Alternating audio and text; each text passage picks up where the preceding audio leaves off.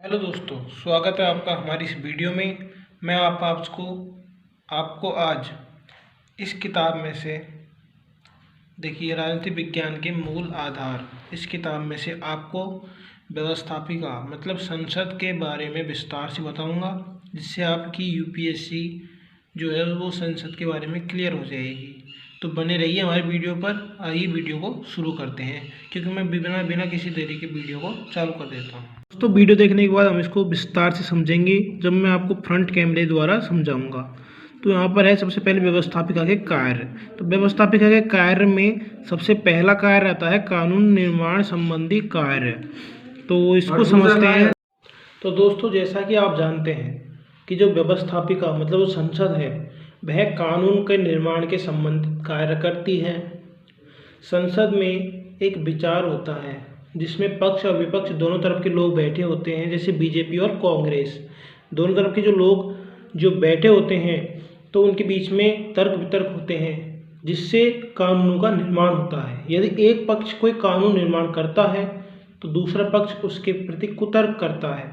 तत्पश्चात जब वह सिद्ध हो जाता है, तब संसद द्वारा उसको पारित कर दिया जाता है। फिर न्यायपालिका उसको पारित करती है अंत में। तो सबसे पहले जो कानून का निर्माण होता है वह कहाँ पर होता है? संसद में होता है। तो कन्फर्म हो गया। अब हम बढ़ते हैं नेक्स्ट पॉइंट की तरफ। हमारा अगला है जो पॉइंट है वो है संविधान संशोधन कार्य। चलिए इसको विस्तार समझते हैं। तो दोस्तों, संसद होती है जो व्यवस्थापिका होती है, वह संविधान के संशोधन से संबंधित कार्य भी करती है। अर्थात संविधान में यदि कोई त्रुटि है जो लोगों के लिए अहितकर है और वह पहले पता नहीं थी, लेकिन आज उसके प्रति जो कुप्रभाव है जो लोगों के पड़ रहे हैं, तो उसके संशोधन का कार्य भी संसद करती है, जिसमें दोनों पक्षों की सहमति हो जाती है। क्योंकि यदि कोई ऐसा संविधान होगा तो उसमें सहमति हो जाएगी, क्योंकि इससे लोगों का भला ही होगा। इसलिए संविधान के संशोधन यानी उसमें मिलावट करना, संशोधन यानी मिलावट करना। संविधान में कोई अनुच्छेद है तो उसमें मिलावट कर देती है, तो इसी प्रकार के संविधान के संशोधन में भी अपना योगदान देती है। अगले पॉइंट की तरफ बढ़ते हैं। हमारा तीसरा पॉइंट है विचार विमर्शात्मक कार्य। चलिए इसको विस्तार से समझते हैं। तो देखिए दोस्तों, जैसे जो संसद होती है व्यवस्थापिका, वो विचार विमर्शात्मक कार्य करती है, विचार विमर्श करती है। यदि देश में कुछ भी हो रहा हो तो उसके लिए एक पक्ष, संसद के अंदर दो पक्ष तीन पक्ष बैठे होते हैं, तो उसमें जो एक पक्ष है वह देश में हो रहे अत्याचार, किसी का विरोध करना हो तो उसके लिए कुछ वातावरण उत्पन्न करता है। तब जाकर कहीं दूसरा संसद उसके प्रति उत्तर देता है। तो इस प्रकार जो है विचार यानी किसी भी कानून को, जैसे आप मान लीजिए इसमें पहला पॉइंट आया था कानून निर्माण संबंधी कार्य, तो यदि कोई भी कानून बनाएगी संसद तो उसमें विचार करेगी। तो इसलिए आ गया विचार विमर्शात्मक कार्य, यानी विचार विमर्श करती है। किसी भी कार्य को करने से पहले विचार विमर्श सभी करते हैं, तो संसद भी सामान्यतः विचार विमर्श करती है। तो आपको समझ में आ गया होगा। अभी नेक्स्ट पॉइंट की तरफ बढ़ते हैं। हमारा अगला पॉइंट है प्रशासन पर नियंत्रण। जो व्यवस्थापिका होती है वह प्रशासन पर नियंत्रण करती है। आप कैसे समझ सकते हैं? जैसे भारत की जो व्यवस्थापिका जो संसद है वह सरकार पर नियंत्रण रखती है। कैसे रखती है भारत सरकार पर नियंत्रण?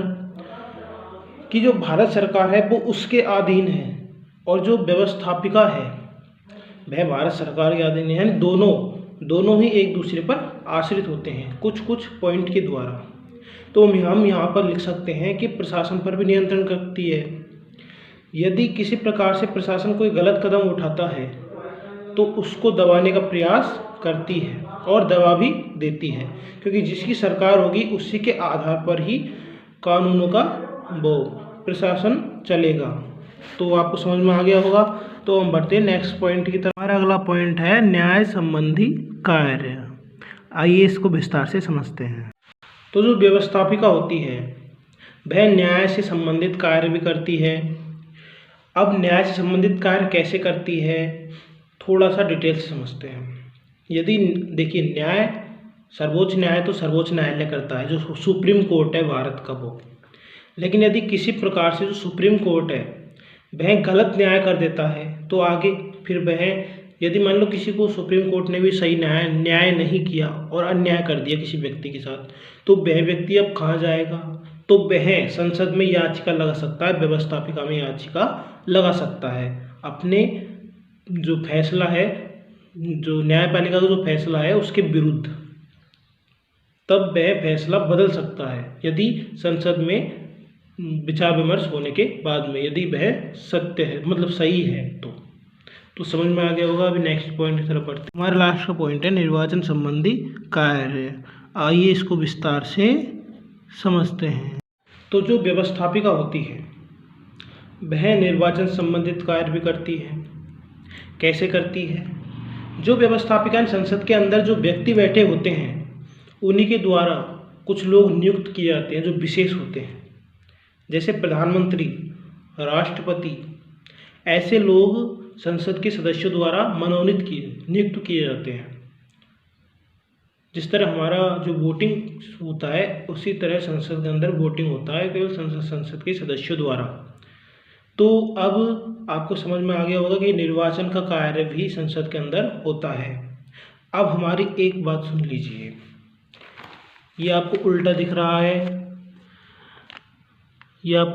है, इसका नाम है सब्सक्राइब। जब आपको नीचे लाल जो बटन दिखेगा उस पर आप प्रेस करोगे तो ये ऑटोमेटिक चालू हो जाएगा। इससे हमारी जो भी वीडियो है आपको ज़रूर मिलेगी। ये मेरी फर्स्ट वीडियो है। Please like and share. धन्यवाद।